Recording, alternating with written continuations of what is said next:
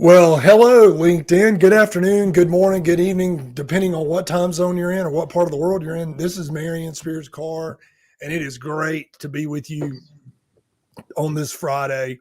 This is the Healthcare Thought Leadership LinkedIn Live Show. It's a show I do pretty much every Friday where I highlight people within my network, share my network with you and beyond. And we talk about a lot of different topics, but one of the things that we all have in common is LinkedIn, and LinkedIn is where I do my show. I don't do podcasts outside of LinkedIn. This is the world that I work in and use a lot of times. And through this platform, through LinkedIn, I have built and connected with some amazing people. And one of those individuals is my guest today, and it's Felipe Confino. Felipe, I hope I pronounced your last name. I've known you for years, but did I blow the pronunciation of your last name? You pronounced it perfectly, Marion. You definitely did. It's great to be here. It's amazing that we haven't had a chance to do this. I mean, we know each other for years and back in Clubhouse days. But no, I'm excited about talking this topic. I think it's a great, relevant topic, and thank you for having me. Yeah, absolutely. Yeah, we did connect on Clubhouse during the pandemic. And today's topic is leveraging LinkedIn by bringing value to your network. And what started this conversation is the fact that Felipe has an amazing following and by the way, if you don't know Felipe, connect with him or follow with him on the show. Felipe, I'd love for you to introduce your background. You're an HR executive. You got an executive recruiting background, which is my background as well. But one of the things you and I both have come to the conclusion is that LinkedIn has so much more value when we give to our network and we share with our network and how we leverage that. So Felipe, I'd love for you to introduce yourself a little bit more formally. If you're watching the show live or watching the show on the replay, please put in the comments right now. Let us know where you're watching from. If you have questions for me and Felipe as we go through this conversation, we'd love to have you there in the comments. So let us know if you're watching live or watching on the replay. Let us know where you're watching from and post in the comments. Felipe, please introduce yourself to the audience, and then we'll kind of jump right into the conversation. Well, thank you, Marion. So for those I haven't had the pleasure of meeting, my name is Felipe Confino. I've been a passionate HR executive so I haven't said this publicly, but April is my 30th year of being in HR. But wow. I don't say that very often. I think it dates me a little bit, but it's been such an amazing journey. And I have really just been a passionate HR person. I started off in the hotel industry with Hyatt Hotels. Really just grew up in my career there where I learned everything, how to do everything the right way, from compliance and laws to how to build culture and engage with people and be inclusive. And then, it was one of those things where I just was able to be fortunate enough to get recruited into the banking world, did that for about 10 years. And then now I've been really at the point in my career where I realize I want to do something that I'm passionate about, that I can get behind, that I can support. And it's been something that at this stage of my life, it's not so much about the name of the company or the title, it's about the work I do and who I work with and how we're giving back. And so I get started a new job on Monday, really surrounding myself around the passionate things that I'm really passionate about, and also supporting a company that I can get behind their mission and values. And LinkedIn has been a great, great journey. And just to give you a little bit back about myself, I'm a Mainlander, proud Latino. My parents were immigrants from Cuba, and my grandparents were from Spain. I live in Maryland, right outside the DC area. And this is my dog Copper right here, who's sleeping on the bed. Copper's awesome. Yeah. Right, Copper, say hi. Copper. No, he's like, nah, I'm tired. Usually I do my lives from my office, but there's some activity going on downstairs, so it's a little bit noisy. So I came up here, and Copper seems to enjoy it. But no, and for me, LinkedIn's been just an amazing journey, Marion. Like you said about the connections. When I first got on LinkedIn, it was all about what can it do for me? Who can I connect with that can help me? How can I find candidates to fill jobs? And it worked for a while, and that was definitely a thing. But then I will say about 4 years before the pandemic, I started seeing the value of just the relationships I was making on there. Because I changed locations, changed jobs, stayed in contact with other people, met new people. And then I started realizing the power of getting to know people and then promote not only what they're doing, but promote the companies that I think were doing great work, and really kind Mhm. of giving back, because throughout my career, like I mentioned at Hyatt, so many people helped me along the way. So many people did things that they didn't have to do, but they just gave back and helped me because they wanted to. And I didn't forget that. And during the pandemic, it really became relevant how much I wanted to give back. I was doing it here and there passively, I think, before. Yep. Then I dove all in, and it was something that was so rewarding, and it made me feel like I didn't get stuck on the, oh, how many likes am I getting, and who's seen my post, and how come this isn't happening. It wasn't, that went away. I started enjoying it, and so that's where I am today. That's the long version of the answer to your question. It's a great answer, and not to play the number of years games, but I proudly admit this is my 33rd year in the executive search business. I just started in December. I just launched my third firm in my career. Maybe this is the last one. I don't know if I'll start a new firm. I just started a new firm called Inflow Executives. But to your point, there's three things I really think is really valuable here. I've been on LinkedIn like you for a very long time. And when I first, as an executive recruiter, and by the way, if you don't know me, for those people who don't know me, I work in the healthcare and life sciences and digital health areas of the industries. A lot of healthcare delivery, anything patient facing is kind of my focus. But when I first joined LinkedIn, it was all about finding candidates, which I still use it a lot for finding candidates, or I also use it a lot for business development, learning what companies are doing what, et cetera. But it was all what I could extract. What could I extract from it? What could I gain from it? When I realized, I realized this a little bit later than you did, right before the pandemic, that there's this opportunity to grow professionally from using the platform, that there was so much more I could learn. I'm a real student of leadership development and also learning. And I realized that here's this platform that has really access to 1 billion people. Possibly, I think they said they have 1 billion members. Obviously, if they're not in your network, you don't have access to 1 billion. But there's a massive amount of thought and knowledge out there. And I thought, what if I started trying to share what I knew, give freely of the knowledge that I have through posts, through comments, etc. What would that do? How would that, and what's happened? And I want Felipe, I'd love for us to kind of get in the weeds about some ways that the people that are watching can start this process of engaging. The more I engaged, the more value actually did come to me.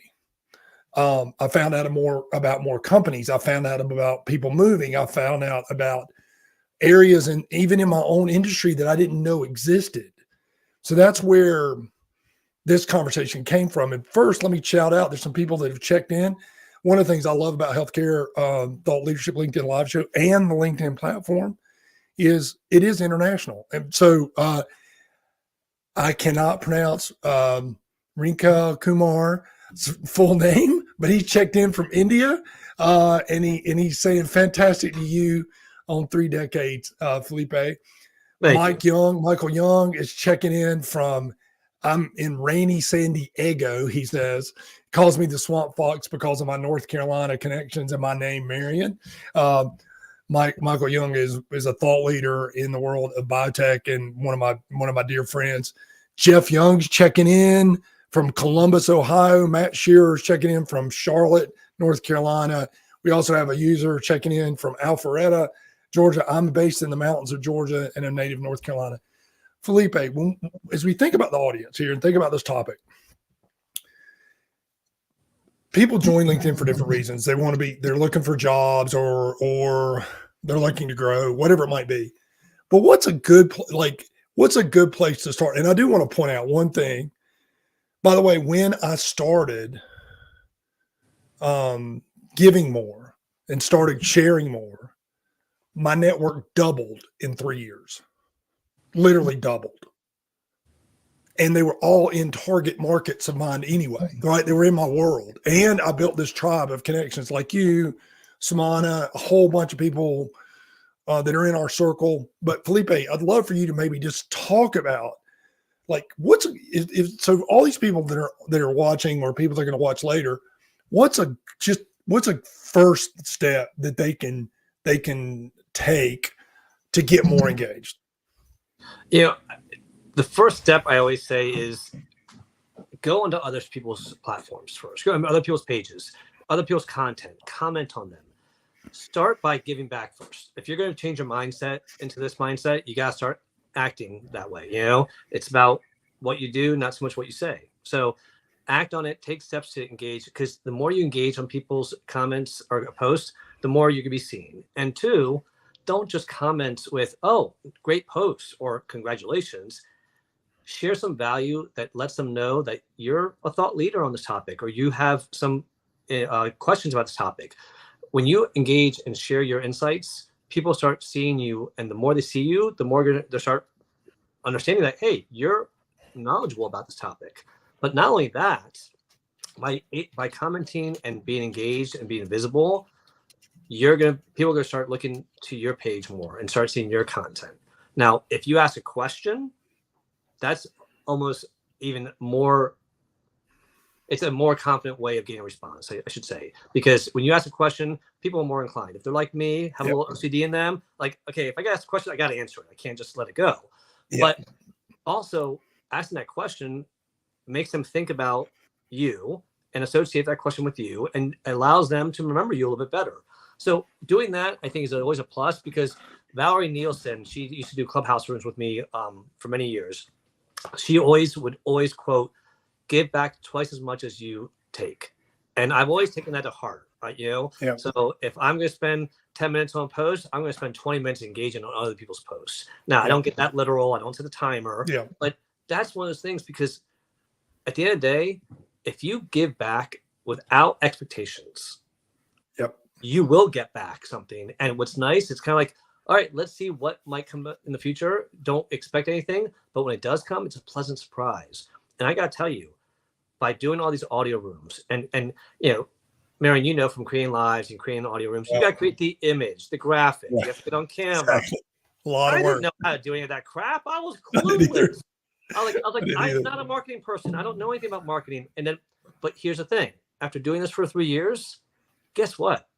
I partnered with marketing. Marketing comes to me about my employment branding that I do, to ask questions. They want to borrow some of the stuff I create now to use in their areas. I use their content to promote the company, because I'm not going to recreate the wheel.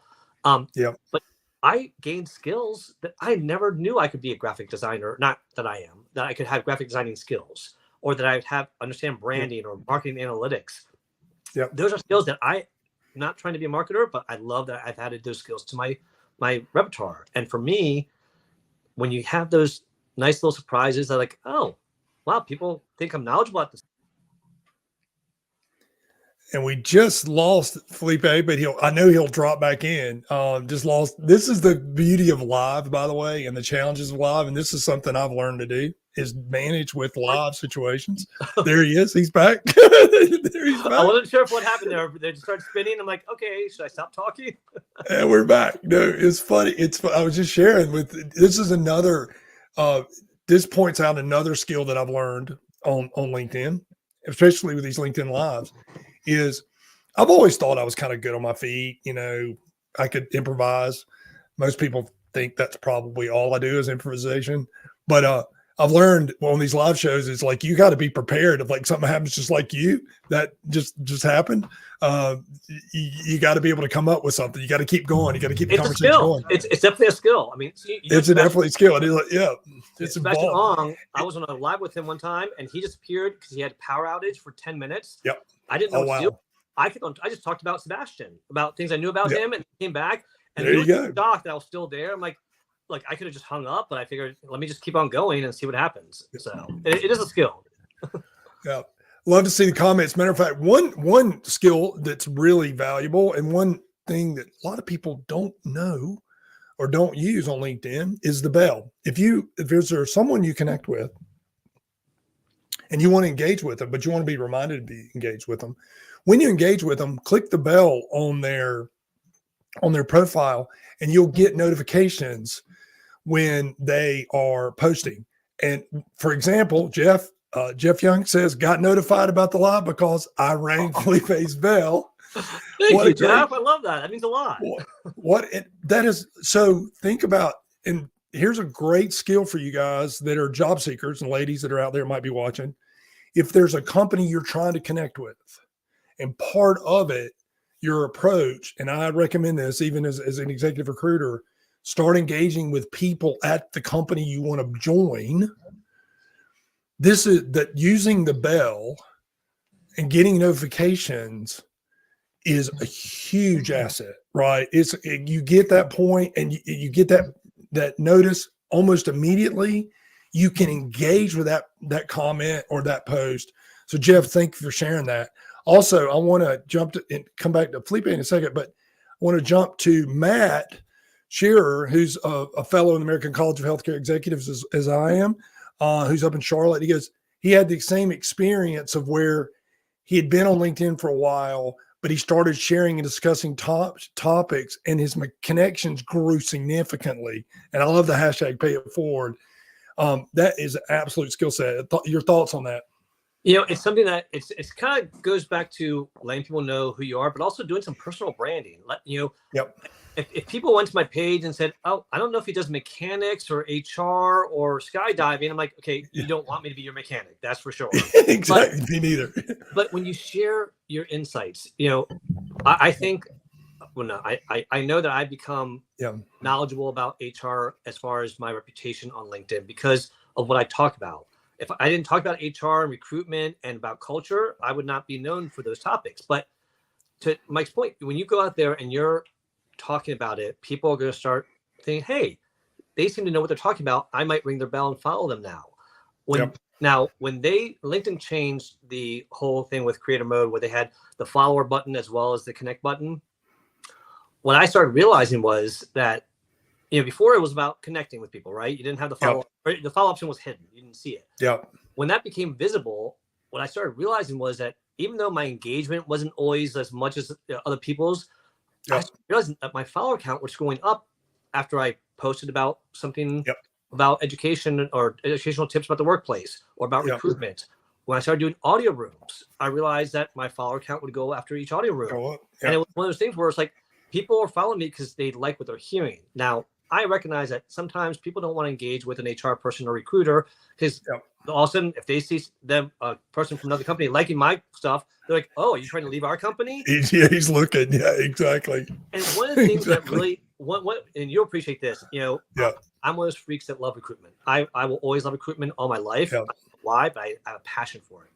So regardless of what role I've had, as I moved up my career, they're like, "Oh, you don't need to do these things." I go, "You know what, though? Let me keep the executive recruitment roles. I like doing it. I want to still be involved, and I want to keep my skills sharp." So I always keep that along. But here's one of the things that happened during all this growth with LinkedIn that another surprising thing that I'd never expected. I hire outside recruiting agencies on a regular basis here and there when I have a tough job. And I'll never forget about 4 or 5 years ago. It was about 4 years ago. I hired these 2 agencies for this executive job. And I said, "Hey, I'm still going to look myself, but if you find candidates, please, I would welcome them." And so after like a week or so, on the same day, they both reached out to me separately. They didn't know each other. And they both said, "You don't need us anymore." I'm like, "I'm sorry. Yes, I do. We haven't filled the job yet. I need your help." And they're like, "You need somebody else or you can do it yourself." I'm like, "What do you mean?" And they're like, "My database of clients is too similar to your database. When I reach out to clients, you've already reached out to them, so I can't touch them." I go, "I don't have a database." He goes, "Yes, you do. Your followers on LinkedIn or your connection on LinkedIn that you're reaching out to, that's your database essentially." And I never looked at it that way. I said, "Wow, the value I have of these people that are connected with me, I can reach out to them and let them know, hopefully." But here's the key. As a recruiter and as a job seeker, learn the lesson both ways. Don't go in for a connection request asking for something right off the get-go. Build that connection request, get to know them. Say, "Hi, I saw that you are working in this industry. I am too. I'd love to connect with fellow people in the same industry." Make it very just casual and ask them questions about their post, engage on their post before you ask for something.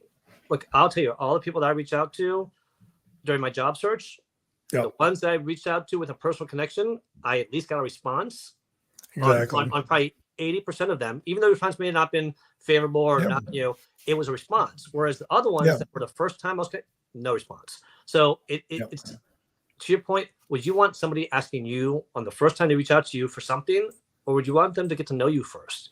And I think that when we panic, we get in that mode, I need this tomorrow. I get it. We all need it tomorrow. My wife needed it yesterday, if you ask her. But there you go. I got you. But you want to be able to make sure that you're in it for the long haul. And if you are in it for the short sprints, then expect it to be over quick, because it's not going to be sustainable. Yeah, so this is a really good point. There may be a lot of people watching. And by the way, check. We've got Annette Richmond, who's, our buddy, is checking in from Metro New York City. I'm actually going to be on her podcast and her LinkedIn Live show in May. So check it. And if you don't follow Annette, you need to follow her as well. Annette has a very special place in my heart. She was my first LinkedIn Live I ever did. Oh wow! Okay, well there you go. There you go. And it's to this point. So for those of you who are watching this show, and you're like, well, I've got a good job. I'm not going to be looking for a job, or I'm not really looking to hire anybody. Here's another value of leveraging the platform by giving. When I got involved, you and I met through Clubhouse, Samana Jetty, a couple other people, the healthcare, the Thought Leadership Branding Club, a whole bunch of different people. Those people are now part of my network, and it exponentially grew my network by being connected with them. But the reason I was able to connect with them is because I gave, because I shared, I created situations, et cetera, invited them in. Yeah, exactly. And for those of you who are running companies, a lot of my candidates are senior executives. That's the work that I do. I place senior executives in these companies. And you're like, well, why is LinkedIn valuable? Well, for one thing, about building your brand, it also builds this circle of people around you who also can have great influence on the stuff you're doing. For example, I got reached out to not too long ago through a networking group that I'm part of to help a gentleman who is a physician executive and investor on doing his LinkedIn Live. So I just jumped in there, right? I just jumped in, and tried to help him.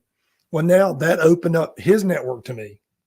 Right now, it's a quid pro quo. It's not necessarily the goal here, but it's how can we connect? How can we provide value? And then those are the people that are more willing to give us information, right? It's so good.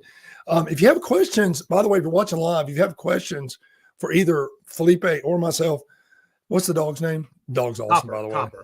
Copper may even be able to answer some questions. My dogs are up at the house right now. They wouldn't be near as calm as Copper's being, so this is good. If you have questions, put them in the chat. Now, you get very excited right now if you say certain words, which I will not say. Oh yeah, we won't say those words. I know. You know what words. You know what words to say. I know the words. I almost said one. He's like, okay, where's that? Yeah, where's that at? If you're watching live, please post your questions. We're going to run a few minutes long today because this is the topic that. So, Felipe, here's a question I have for you. What you mentioned some surprises here. And you just went through a job search yourself, and congratulations on that, on being successful. I know you're going to be starting a new job soon. But what's one of the surprising things that's happened as you continued to provide content, I love the comments that are valuable, et cetera. And again, by the way, if you have questions, please post them in the comments. We'll try to answer them. But what's been a big surprise that you found was I didn't expect that from being involved and engaged in LinkedIn? It's funny. I want to say it was a pleasant surprise, but it shouldn't have been a surprise. Mm-hmm. We always preach, like I just said, engage with people before you need something. You ask for something. I realized early on that when I had reached out to people over the last few years, wishing them happy birthdays, congratulations on your promotion, like private DMs here and there. Yep. I used to do that every morning. That was my routine. I'd wake up, get on LinkedIn, wish up, happy birthday during my coffee.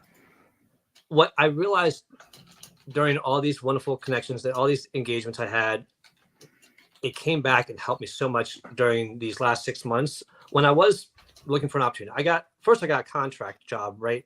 From the get-go, and I was working that contract job as I looked for that permanent role. But all of a sudden I realized that I had these connections with these amazing recruiters out there that I could tap into. And not only would they help me look for opportunities, they were looking at my stuff, give me some feedback on my resume maybe, or my LinkedIn profile. Because again, no one's perfect. We all can use insight. And what I realized was that when you have the mindset of something that someone taught me very early on in my career, they said to me, and this applies to job searching or recruiting. He said, when do you start looking for that new role to recruit for? And I said, when the opening becomes available, I said, logically. And they're like, wrong. And the answer is, you start looking for it the moment you feel it. And I would apply this philosophy to job seekers. Yeah. Start networking for that next job once you get one. Now, don't get me wrong. Give your 100% to your current job. I'm not saying don't. What I'm saying is network and build relationships when you don't need something, because you won't seem desperate. You'll actually be sincere. And that way, one day when you need it, it might come to fruition. For me, what came from those connections and those birthday wishes, those little conversations here and there, what came from it was amazing support when I needed it. I mean, when I was having a difficult time, if I had nothing to do, oh my gosh, thank God for my LinkedIn community, the audio rooms, the engagement, people listening to my frustrations. I had a lot of family things happen last year. Someone had a stroke. We had people, someone died, someone has cancer. Life was happening, as it happens for everyone, of course. Yeah. But I will say that those connections, those relationships helped me through that. But in addition to that, it opened doors to work that I never even thought about doing, contract work. I'm like, whoa, this is a whole new, and contract work, people are now hiring me for LinkedIn training for their executives, LinkedIn training for individuals. Yeah. It was a pleasant surprise that I leaned into. Now, in addition to that, what was nice was when I started reaching out for the contract work and for different opportunities, I started realizing that I had an opportunity here to really expand and have what my wife said is the vision of a retirement home on a lake somewhere. She wants to be by water, a house by water. It doesn't have to be a big house. Doesn't have to be the most expensive house. Just by water and by the outdoors. Yep. And so my vision, which goes to your question here, is when you think about LinkedIn, don't always think about what do I need today. Think about the long game. My long game, I'll tell you right now, is I've been giving a lot of my services for free over the last 5 years because I want to build a reputation. I want people to know that, hey, I know what I'm talking about. I'm educated, intelligent about it, and I'm willing to help, and I can help. With that reputation, my goal is, long game is, when I retire and hopefully have that house by a lake or a river, that I can continue working and doing something I love remotely and bringing some cash here and there to do things. But it's something I get to do that I love. I tell you, I'm a freak. I love recruitment. I love helping people find jobs. I don't know why. It's just my passion. So I'm thinking long term, build my reputation so that in the future, when I do want to charge regularly, it's not, oh, are you worth it? No, people will know it, hopefully, because of what I've done in the past few years. Absolutely. And I want to come to, Michael Young has made a really good comment I want us to talk about. But for example, Felipe, to your very point. So in December, I told you I started a new firm called Inflow Executives, and Inflow Executives, our punchline. Listen at me. Our line is we're more than a search firm; we're a solutions firm. And what the point to that is that I've been in the executive search, been kind of a two-trick pony throughout my career. I have a leadership development background as well, but the new model, the new company, is based on the biblical context of having 7 streams of income. So we're going to, over the next 3 years, we're going to build 7 different service lines within the framework of Inflow Executives. I would have never been able to even envision that from my skill set if it hasn't been from the things that I've learned from LinkedIn, problems that I can solve for others, and from a lot of, not just LinkedIn, but what I've learned from LinkedIn. And so the whole business model of our company is not necessarily based on the LinkedIn platform. It's not, but the whole business model was inspired by problems that I saw in my industry in a lot of different areas. And that's how when I wrote the business plan, that's literally where it came from. Sorry, the sidebar, but this is a key point. We're going to run long because this is too much of it. If you got time, we're going to run a few more minutes. Oh yeah, good. I'm good on time. This is a real good point that Michael Young's pointing out. The cost of finding a replacement for an employee who leaves is significantly greater than the investment in growth, training, and commendation.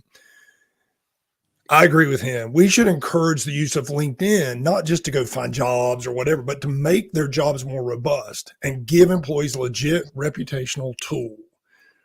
I love that comment, Michael Young. And Can I respond to that? Yeah, I want you to. That's why I brought it up. So I love, Michael, thank you for bringing this up, because when you're talking to executives, HR professionals, sometimes they have a challenging time painting that picture to make change happen. And what I mean by that is sometimes HR people need to talk about the financials, the bottom line, how it's going to impact it, to make them hear it sometimes. When we talk about the value of retaining employees and attracting new talent, turnover is such a huge thing. If you do any kind of surveys right now, or not surveys, if you do any research on turnover costs, it's going to be shocking. If a 40,000 year employee, what they're saying is turnover is 1.5%. So it's basically $60,000 to replace a 40-year employee, a $40,000 a year employee. Now that seems a little bit drastic, but you got to realize, think about the overtime, think about the time recruiting, think about the time on the ads, think about the time training, think about the lack of customer service that you're getting, think about the challenges and the stress and maybe the health issues. There's so many things that go into that. It's a valuable thing. When we don't lean into our employees and help them grow and learn where they are, they're going to find it somewhere else. That's why employment branding, for me, employment branding is a huge thing. If you have a bad workplace, employment branding is not going to help you. But when you share what you're doing well in your company out there, it's going to attract talent. But not only that, think about it. If you saw your company on social media or on a TV commercial, you're like, hey, that's my company. I work there. You have pride, right? Yeah, well, exactly. Why not give your employees feeling that pride, but also get them to be ambassadors for you? Get them involved with LinkedIn. If they have a LinkedIn account, let them have fun, because the reality is LinkedIn is working for you when you're sleeping. Think about it. There's not many things that will sit there and be working for you when you're at rest. It is working for you 24/7. So that's the other reason why, if you're not involved with it at all, I'm not saying you need to create content on a regular basis, but have a complete profile. Engage with other people's content. If you don't want to create content, that's okay. Yeah. Only 1% of the 1 billion people on this platform are doing content. Exactly. 9% are just reading, searching, or looking. Yeah. And to your point, like, for example, if I'm working with a client on a search or a project that I'm doing, I go look to see what they're putting out. I want to know what their story is. I want to know how active they are in broadcasting their message, how consistent they are, et cetera. What's really exciting about it is when I see one of my hiring authorities who is involved, because I can point one of my cancel, well, tell me about this company. I'm like, I can tell you all about it, but here, go check this out. Go check this particular hospital system out, or go check this particular individual. There's not a client of mine, but there's a managed care organization in North Carolina, and the president of that organization is prolifically involved on LinkedIn. And the stuff that she puts out is amazing. And it's about her company. It's about what they're doing in the community. It's about a bunch of different things they're doing. But I will tell you, if I did a search for them, and again, I'm not trying to get them as a client, but let's just put it this way, I would be all over that. Like, that's so exciting. And to Michael's point is, we need to help our people grow. It's a great way for us to grow. And frankly, if you're afraid that your people are on LinkedIn, you're going to lose them, then you got other problems. You got something. People are good. One of the best things I had one of my bosses say is, go out there and just do you. As long as you're not, you're not conflicting with anything that we're doing in business, you're not doing anything unethical. Go do you. And when you have that freedom, it makes you want to get back more. It builds loyalty. So to me, don't be afraid, because the reality is, if you're afraid and you're avoiding it, your employees are going to find it a culture that welcomes it. And why not have your employees be brand ambassadors for you to their network that maybe isn't doing business with you today, but because of them, they might in the future. Absolutely. And I love, to your point, be yourself. The one thing that I've tried to do over the years, what you see is what you get, man. This is Marion Spears Carr. I'm from North Carolina. I got a whole lot of interests outside of this world and outside of the executive recruiting world and leadership world and well, it's going to do it at a human level. That's the thing. I mean, be human. I have a background right now instead of having my dog here, but your post this morning of you skateboarding. That was, if you have not seen Marion's post this morning of skateboarding, please check it out. He did this just this week, and it's impressive at how good he is at skateboarding. Definitely check it out. It's one of those things where he goes down so fast. You're like, wow, is that professional training for a competition? And all of a sudden at the end, you see Marion fly by. It was so cool. So cool. But those are unique things that we get to know about each other that we wouldn't otherwise. No, you wouldn't. Yeah. I'm coming back to the sport, slalom skateboard racing, for those of you who don't know. I'm coming back to the sport after being away from it for a very long time and being old. And it just hit me the other day because I was watching the video. I shoot videos of my training because I'm really looking for incremental improvement. I'm not going to, be back at the top level, anytime soon. Probably not ever at my age now, but I was. You never know. Hey, don't. Yeah, you never know. I don't know. Yeah, you never know. But I was looking for incremental improvement, and it hit me. I talk with leaders all the time. We're always after the big KPI, big goal that they're trying to achieve, and they're missing out on. I'm a big advocate of helping people see the micro accomplishments in their daily work and recognizing that and supporting them and supporting an incremental improvement, just incremental improvement. That's why I use the skateboarding video as an analogy. There's a question from Dr. Selma Owen, who I know here in Atlanta. I'm going to put it up. This is a really good question because I get this question a lot. How beneficial is it to have a premium LinkedIn account? As opposed to the free account? And Felipe, I know you've talked to a lot of people about this. We all have opinions. I'd love to hear what you have to say on that question. Here's my take on it. It's like anything. First of all, if you're just starting your LinkedIn journey or you're getting back to LinkedIn because you created a page years ago, you don't need the premium account. You don't need it, especially if you don't waste your money right now. Now, let me update that a little bit. If you start diving in, if you start using it for your business, if you start using it for growing, some kind of revenue, it's going to benefit you. It's only going to help you because you'll dive into it. But unfortunately, a lot of people pay for premium and don't utilize all the features that it can offer you. And that's why I'm like, if it's just for you personally, you don't need premium. If it's for a business purpose and a business need, it's going to add value, and it's definitely going to help you dig a little bit deeper, see more analytics. But again, if you're not that person that cares about the analytics and the extra features, then save your money. I totally agree with you. And I tell that to candidates all the time. Here's the thing think about the ROI, whichever the lowest priced premium is. How much are you spending on coffee each month, right? You're probably spending that much money on Starbucks. You know what I mean? Like, what value? Everybody likes. I'm a coffee nut. I'm actually drinking coffee while we're at it. But if you think about, think about that from a perspective of, okay, what's that cost? What's the ROI? It's like buying a gym membership and never going to the gym. Totally wasting your money, right? Totally wasting your money. Great, yeah. And believe me, Planet Fitness and every gym company out there loves the fact that they get you on that renewable. Pay, right? Yeah, they're going to take their money out every week if you're there, every month if you're not there. Here's the thing though, is I have this idea around what am I going to get, again, back to incremental improvement? Like, what did I learn today that would make my time on LinkedIn valuable? You can also measure your time that way as well. It's like, okay, I spent time on LinkedIn on my free account.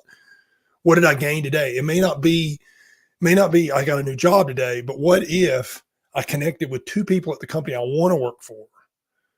That's incremental improvement. And by the way, Taya's checking in. Taya is also part of our circle, our tribe. Love celebrating the micro successes. And Taya's out in Kansas City. Thank you for dropping in. Again, this is our circle, is our tribe. You got to celebrate those micro successes because the reality is, I always say that HR needs to be a little bit more in tune to the analytics of the world and of the finances of the company. And CEOs and CFOs need to be a little more in tune to what is going to help the company with those soft skills, emotional intelligence, celebrating small successes. These things are going to impact the two of them together. It's like, why is no one really seeing the benefit of both of them coming together and working together and learning from each other? It's like, you can't do it all and be all financial and analytics, and you can't be all about warm and fuzzy. It's got to be a little bit of both, and you got to know how to do it right and be strategic about it. Because when you are growing that community for yourself or for your company, again, you don't even have a clue at how it might come back and repay you in the future. And that's the beauty of this, is that if you're truly doing it to give back, enjoy the ride, have fun with it, and enjoy that feeling of giving back. I know we need to wrap up. We can keep going, but I do want to make Matt has made a point for job seekers. He found Premium helpful during their job search. I would agree that during that period of job search, you may not have the money necessarily because you're between jobs, but the Premium account gives you access to more people. You see more jobs. It's a lot of those different things. They drive that information to you, and you're not as limited. I do think as a job seeker, there's the Premium features that are valuable. One last point, and then on Premium versus different. Once job seekers, I think that's a great point. Yeah, please. I want you to jump in on that. You just went through it. Yeah, get it for 3 months and then cancel it, or you can try a trial. They give you a free trial a lot of times. Yep. But not only that, other Premium members can gift you a free month trial as well. Did you know that? I did not know that. There's bingo. If you watch till 41 minutes today and you just got your free, wow, I didn't know that one. So that's awesome. So it's basically, so 1 month free trial. But again, it's something that if you only need it for a month, why don't spend the money on it, do that. And if you like it and you want to continue it, go for it. I didn't know that feature was there. I'm going to remember that. That's another takeaway. Taya makes a good point too, last on the Premium thing, and then I want to come back and wrap up about what we're talking about. Sales Navigator actually is a much better use of the money. It is very expensive. You're paying for it individually. Sales Navigator, if you're in the sales side of the world, if you're trying to do business development, it's my go-to. It's my absolute go-to. It's money for me, well spent every month. I use Navigator and LinkedIn Recruiter, both are expensive. But they're expensive. Again, as an individual, but for a company, it is so worth it. Phenomenal, But it is expensive. So it is expensive. It's not cheap. You have the need for it. If you're not going to use it regularly, you want to hold off until you get bigger. Well, Felipe, we could go on and on, and we could probably talk about this long time. So I tell you what, you and I talk offline about maybe we should probably do this one on a regular kind of I'd love to. That's great. But yeah, you got such a great following. Thank you so much for being on the show. If you are new to Healthcare Thought Leadership LinkedIn Live show, please send me a connect request, hit follow, however you want to connect with me. I like both, but usually the people that follow me, I connect with them because I want to see you and see what you're doing, and connect with you. Ring the bell, click that bell on Felipe, click the bell on people. Take that. That's a good takeaway. And that says, love the Starbucks analogy. We all spend a little bit there. So she's like that one. And it's true. $9, or $5 coffee, 10 of those, and you've paid for make your own coffee. I cut out my coffee for health issues a while back, just for a year, and I drink coffee, and now I'm back. I go to Starbucks once, maybe twice a week. Before, I was going twice a day. Yeah, exactly. Bad. I almost needed an intervention. It was that bad. Yeah, we live not near any Starbucks, so I actually get coffee shipped to my house. I have 3 within 3 blocks. That's crazy. That's crazy. And you want to build a 4th? I'm like, no. No, it's funny. But anyway, we digress. But anyway, Felipe, thank you for being here. This is the Healthcare Thought Leadership LinkedIn Live show. It's my weekly, mostly, show where I talk about different topics. Felipe, thanks for coming on the show. We're gonna we're gonna shut things down now. have other questions, if you watch the replay, put the questions in the comments because I always go back and look at them. And Felipe, thanks for being here. Have a great Friday. Thank you. Great being. Bye, everyone. Bye-bye.